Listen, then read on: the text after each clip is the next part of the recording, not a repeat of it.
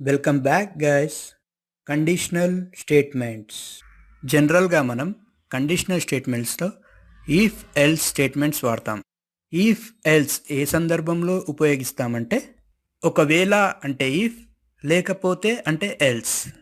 ఉదాహరణకి సగటు సాధారణ మనిషి ఆలోచన ఎలా ఉంటుందంటే, ఒకవేళ ఈరోజు నాకు పని దొరికినట్టయితే కడుపు నిండా భోజనం చేస్తా, లేకపోతే పస్తూనే ఉంటా.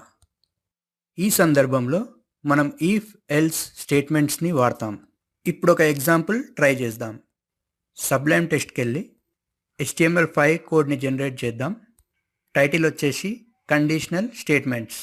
ఫైల్ని సేవ్ చేద్దాం. If else .php save. File save అయ్యింది. బాడీలో వచ్చేసి ఒక ఫామ్ ట్యాగ్ తీసుకుందాం. మెథడ్ వచ్చేసి పోస్ట్. యాక్షన్ వచ్చేసి ఇదే పేజీలో వర్క్ చేస్తాం కాబట్టి ఇఫ్ ఎల్స్ .php. ఇప్పుడు ఫామ్ ట్యాగ్ లోపల ఇన్పుట్ ట్యాగ్స్ తీసుకుందాం. నేమ్, ఇన్పుట్ టైప్ వచ్చేసి టెక్స్ట్, నేమ్ వచ్చేసి నేమే, ఐడి కూడా నేమే, బిఆర్ ట్యాగ్. ఇంకొకటి ఏజ్ తీసుకుందాం. ఏజ్, ఇన్పుట్ టైప్ వచ్చేసి టెక్స్ట్, నేమ్ వచ్చేసి ఏజ్, ఐడి కూడా ఏజే, మళ్ళీ ఒక బిఆర్ ట్యాగ్.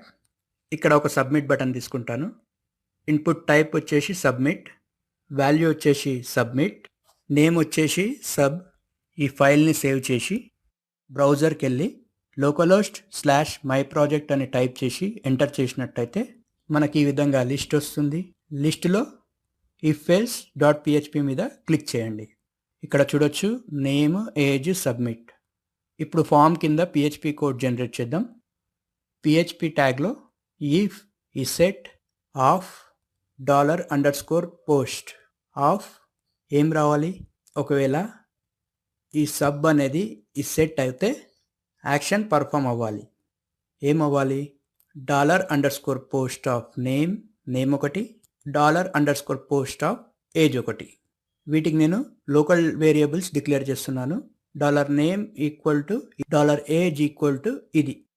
ఇప్పుడు ఇఫ్ $age <18 అంటే ఒకవేళ ఏజ్ అనేది 18 ఇయర్స్ కంటే తక్కువ ఉంటే ఈ యాక్షన్ పర్ఫామ్ అవ్వాలి. Echo your age is <18 so you are not eligible to vote. ఒకవేళ ఏజ్ అనేది 18 ఏళ్ళ కంటే తక్కువ ఉంటే మీరు ఓటు వేయడానికి అర్హులు కారు. ఎల్స్, లేకపోతే congratulations, you are eligible to vote. అభినందనలు, మీరు ఓటు వేయడానికి అర్హులు.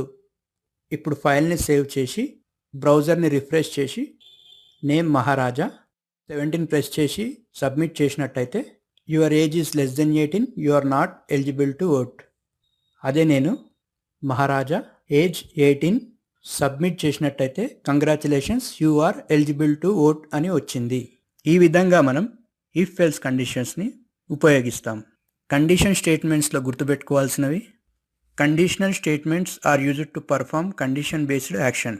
ఎగ్జాంపుల్ వచ్చేసి ఒకవేళ ఏజ్ అనేది 18 కంటే ఎక్కువ ఉన్నట్టయితే you are eligible to vote, లేకపోతే you are not eligible to vote. ఈ విధంగా మనం కండిషనల్ స్టేట్మెంట్స్ని ఉపయోగించవచ్చు.